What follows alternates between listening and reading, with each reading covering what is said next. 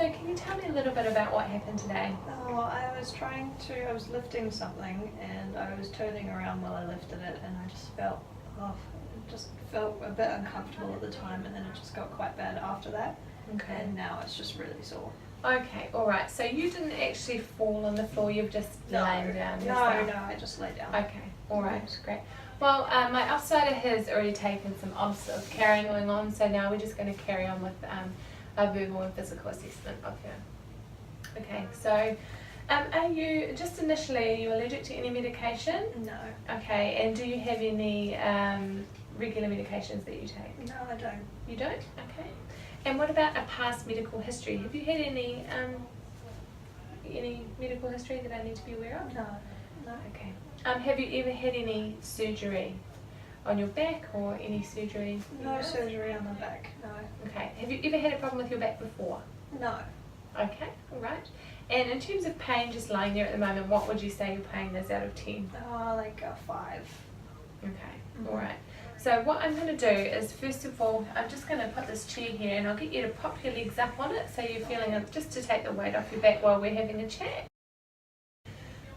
Now ultimately with back injuries, they're really common and most of the time they're not serious. So what we're wanting to do is we're wanting to get you up and moving around. I know it's probably not something you want to hear, especially when you've got a sore back.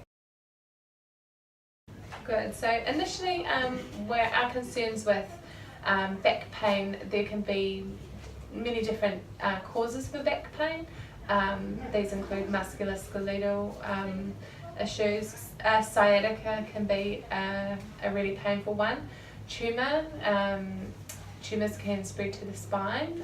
Infection can be another one. Spinal fracture. A serious one is called equina, so that is compression of the nerve bundle. So we really want to ensure that none of this is going on. Okay, in terms of your bowel and bladder motions. Yeah, everything's fine. Okay. When you urinate, have you had any pain? No. No pain when you urinate? Is it normal colour? Yeah. Okay, and you're able to stop and start? Yeah. Okay, great. In terms of bowel motions, when was the last time you had a bowel motion? This morning. This morning? And what was it? Was it watery at all? Was it normal for you? Normal for you? Great, okay. So that's one of our red flags, is loss of bladder or bowel control. Now, another one is temperature over 38 degrees, which Karen doesn't have. She's sitting at 36.7, so we're happy with that. Have you been sick recently? No. No? You had no general feeling of unwellness? No. Okay, so no rigours, no shakes? No. Okay, again, so abnormal vital signs, rigours, general feeling of unwellness. Those are some other things that we are going to look for through our red flags. Do you have any pain in your thoracic spine? So by that I mean between your shoulder blades. There, or any in your chest at all? No, it's all just down the side. Just down in that spot. Okay, great. The other thing is, do you have any altered sensation in your saddle area? So when I say saddle area, I mean, imagine you're sitting on a bike, and where the bike seat is, where your body comes in contact with that, sort of there. No numbness, no tingling, no altered sensation? No. Okay. Do you have any pain shooting down the back of one or both of your legs? No, okay. It's just in that spot. Alright, so that's covering sciatic. Alright, and also called it equina.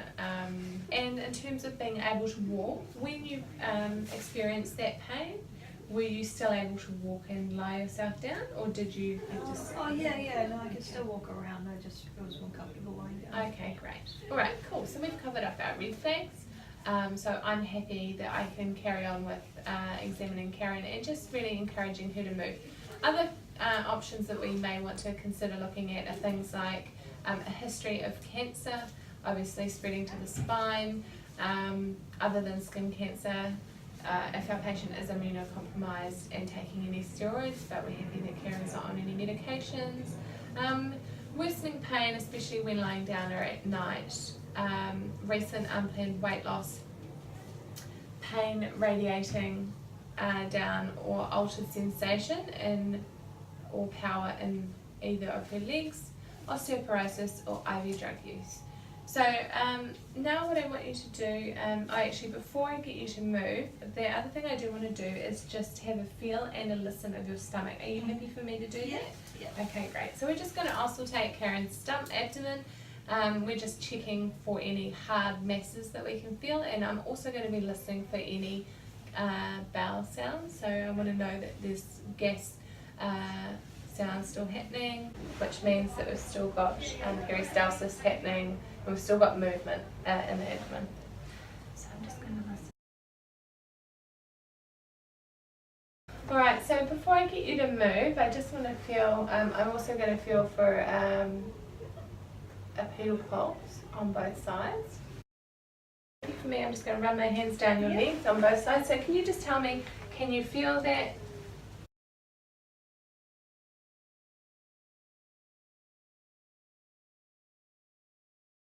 So, Karen, we've got some pain relief that I can give you. I've had some essential oils. So You've had your essential oils. Karen's had her essential oils. She doesn't feel like she needs pain relief now. She appreciates and understands the reason for the pain, and that we want to get her up and moving. So that's fine. The information sheet I give you later on will cover more about analgesia.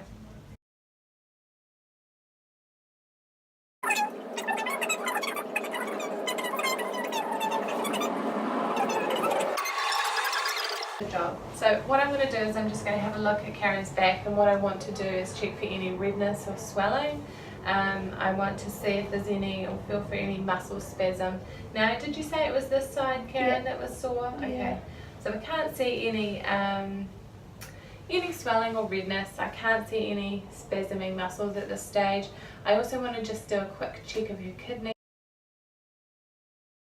So what I want you to do, Karen, is I just want you to push yourself up with this arm, and you can just take your time. There's no rush, but the goal is to get yourself sitting up. That's it.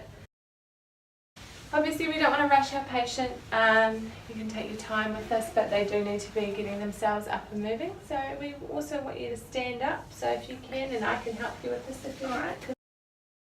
So another thing I want you to do is, I know it's probably going to hurt, but can you bend down and just try and touch your toes? Yep. Awesome. Well done.